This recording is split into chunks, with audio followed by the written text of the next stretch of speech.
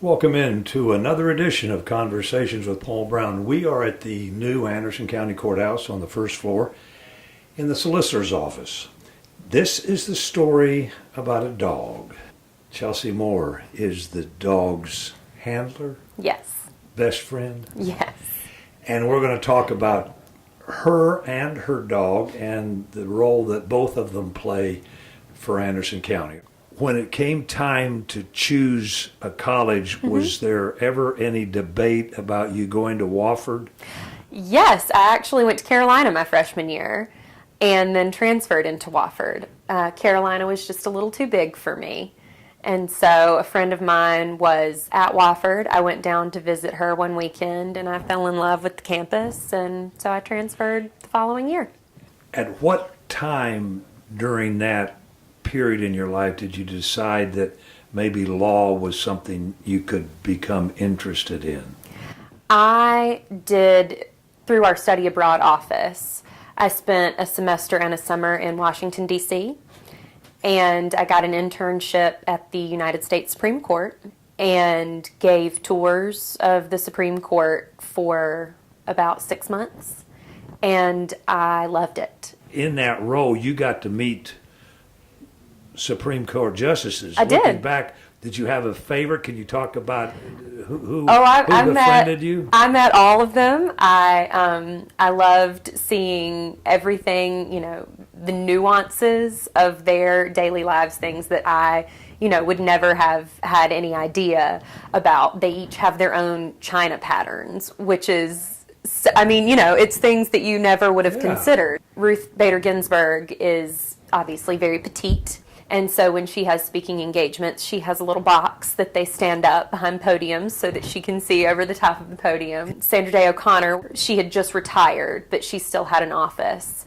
She told me stories about how she had to fight to get a bathroom, a women's only bathroom put in, because she was the first and at the time the only on the court. And I actually have a book signed by her because I was just absolutely in awe of her. We don't think of those things. No, because we would have no reason to think of them. We think of them in their official capacity as judges, but they are human as well. I started looking at law schools the summer that I was in D.C. A few of the girls who lived in the house with me and we kind of took a few tours together through Virginia and D.C., just getting a feel for it. Law school is a different world. I do not recommend it unless it is something that you know for a fact you want to do.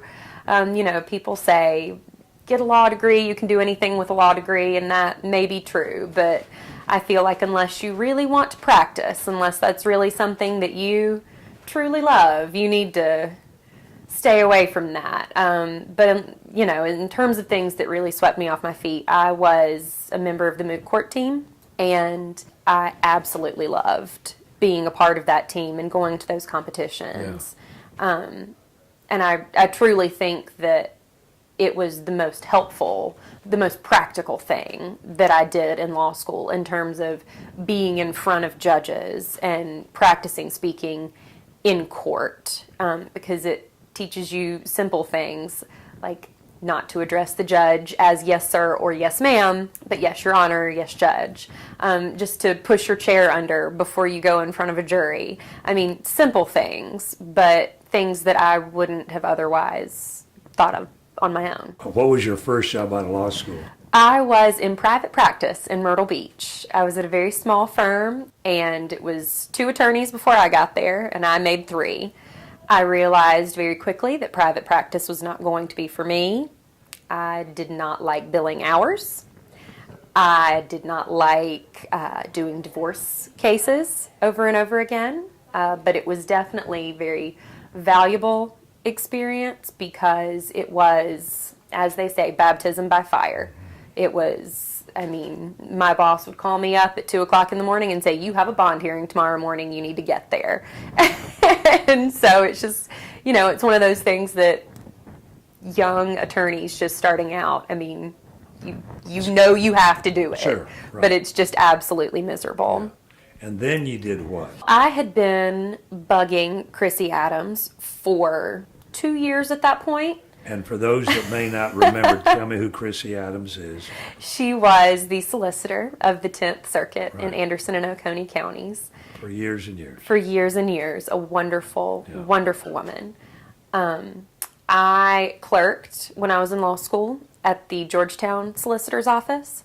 So I knew pretty quickly that this was the type of law I wanted to practice. Eventually, a position did come open here. Our guest is Chelsey Moore, and when we come back, we're going to continue our conversation with her.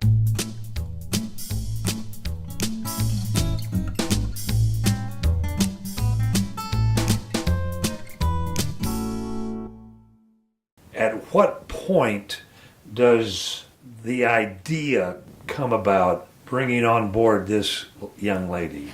Well, the idea predated me. There is another attorney in our office, Lauren Price, who I believe read, I think it was a New York Times article on it. And she made it her mission to get a facility dog. That's what they're called. That is what they are called. But the idea started with Lauren, who presented it to Chrissy. Chrissy was a dog lover herself, and everyone else in the office either already had multiple dogs, multiple children. You know, they just weren't in a position where they were able to be a handler. Right. Because it does take a lot of time. It does. It's kind of like having a child. So when I came on board, Lauren and I were talking about her dogs one day, and she said, "So you like dogs? That's interesting. Let's talk about this." Lauren said, "Look, I found you a handler." And Chrissy said, "Oh, perfect. You want a dog?" And I said, "Absolutely." She said, "You want to bring your dog to work?" I said, "Absolutely." She said, "Great. Go get one." And that was her instruction. So how do you go about getting a dog like Roma? Well, I kind of had to figure that out as I went along. Roma is the first in South Carolina. I contacted a group called the Courthouse Dogs Foundation. It's 2 women who were based in Seattle, Washington. One is a former prosecutor, one is a former veterinarian, and they are both retired from their original professions, but they started a nonprofit, and that nonprofit's job is basically to teach people how to get dogs and incorporate them into their district attorney, their solicitor's office, their police station, their children's advocacy center. And so they put me in touch with Canine Companions for Independence. You send in your paper application, and then you go through a phone interview, and then you have to go down for an in-person interview. And once you get through all of that, then you go on the waiting list for a dog. And depending on what kind of dog you need, because they train all types. They train assistance dogs for people in wheelchairs, dogs for people who have special needs, whose handlers are maybe not the person who needs them, but maybe a caretaker. And they're all trained the exact same way. So Roma has those same skills. She just does things a little more slowly. So if I were in a wheelchair and I needed her to retrieve something for me, I would need her obviously to do that on the first go. When I tell her to get, she needs to be able to get. And so they knew, that was not going to be the career path for her, that she would maybe do better in a school or a hospital or a courthouse. And so when CCI, Canine Companions for Independence, when they think that they have more than one dog who would be well suited to your needs, they call you in for team training. They hold team training 4 times a year, and it's a 2-week-long event. And I tell everyone that it's kind of like blind dating for dogs, which is the best kind of blind dating. And I worked with 3 or 4 dogs for the first 3 or 4 days. And then the trainers decide who you work best with, which dog is most responsive to you. And they tell you, don't get attached to any one dog because you might not get paired with that one dog. And I knew right away that I wanted this dog. Okay. She and I we were meant to be. And again, we're the only one in South Carolina that still has one. Mm-hmm. Give me quickly a daily routine for you and Roma. You live in Greenville. We do. You get up in the morning. Yes. She has to eat first thing. She is treat and food driven. So she wakes me up first thing, we have breakfast, we go on a little short walk, get ready for work, and then we hop in the car and make the commute to Anderson, which she loves. And depending on the day, she either comes into the office with me or she will go to the Children's Advocacy Center, where she also works. So we have a secondary handler over there for her, Christy Nimmons, who is fantastic and has been amazingly helpful. You know, if I'm in trial and it is a trial that doesn't involve Roma, I can work with Christy and she can be over there as needed. And Roma's job there is to what? She sits with children and comforts them while they do forensic interviews. Having a dog or seeing a dog releases chemicals that allow you to be able to speak more freely. She's not a lie detector. She cannot say whether you're telling the truth or telling a lie, but she does enable you to tell your story a little more easily. And that's why a lot of people have trouble talking to strangers or public speaking, because your body releases chemicals that shuts it down. And seeing a dog or petting a dog counteracts those chemicals. And so when we have children or witnesses or victims of any age for that matter come in and talk to us, there is a lot of scientific evidence that every time that they have to recount something traumatic, they are re-traumatized all over again. And so any progress that they would have made in therapy or with their doctor, they're working backwards basically. And so when we do a forensic interview or we do an interview with a victim here at our office, we want to get as complete an interview as we possibly can. We do not want to have to bring that person in more than once. We do not want to have to make them tell their story more times than they absolutely have to, especially with children. And so when Roma goes to the Children's Advocacy Center, the children meet her in the lobby. They kind of get a feel for what the Advocacy Center is like. They meet the forensic interviewer in the lobby. And, you know, she just kind of settles everything in. When we see a dog who is afraid, we know that there is something to be afraid of. You know, lots of people have them for protection in their homes, and they know that when their dog starts barking or the hair on the back of their neck stands up, they know that there is something outside or something in their house that they need to be afraid of.